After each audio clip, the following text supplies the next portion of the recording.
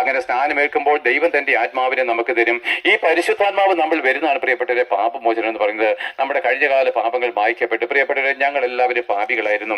പക്ഷേ യേശുക്രിസ്തുവിന്റെ രക്തം സകല പാപവും പോക്കി ഞങ്ങൾ ശുദ്ധീകരിച്ചത് വഴി ഞങ്ങളുടെ മനസാക്ഷിയിൽ നിന്ന് ദൈവത്തിന് മുമ്പിലും മനുഷ്യരുടെ മുമ്പിലും സമാധാനമുള്ളതായിട്ട് തീർന്നു.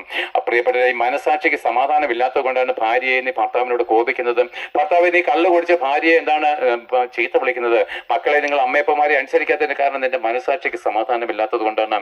ആകയാൽ മനസാക്ഷിക്ക് സമാധാനം വരുമ്പോൾ നമ്മൾ ശാന്തതയിലേക്ക് വരും. പ്രിയപ്പെട്ടവരെ, യേശുക്രിസ്തു മടങ്ങി വരുവാനുള്ള സമയമായിരിക്കാല്. മാനസാന്തരപ്പെട്ടിട്ട് സ്നാനമേൽക്കുമ്പോൾ ദൈവം ആത്മാവിനെ തരും. യേശുക്രിസ്തുവിനെ കല്ലറയിൽ നിന്ന് എഴുന്നേൽപ്പിച്ച ആത്മാവ് നമ്മളിൽ വന്നെങ്കിൽ മാത്രമേ മരിച്ചതിന് ശേഷം നമുക്ക് സ്വർഗത്തിലേക്ക് പ്രവേശിപ്പാൻ കഴിയത്തുള്ളൂ. അല്ലാതെ മതപുരോഹിതന്മാരെ ധൂവപ്രാർത്ഥന ചെയ്താലോ പിണ്ടാടി നടത്തിയാലോ ഒന്നും നമ്മുടെ രക്ഷ പ്രാപിക്കത്തില്ല പ്രിയപ്പെട്ടവരെ. ആകയാൽ യേശുക്രിസ്തു മടങ്ങി വരുമ്പോൾ ഞങ്ങളുടെ ഈ ദ്രവിച്ചു പോകുന്ന ശരീരത്തെ അവൻ മാറ്റി തേജസ്സും തിളക്കമേറിയതുമായിരിക്കുന്ന ഒരു പുതിയ ശരീരം തന്ന് ഞങ്ങൾ 1000 വർഷം യേശുക്രിസ്തുവിനോട് കൂടെ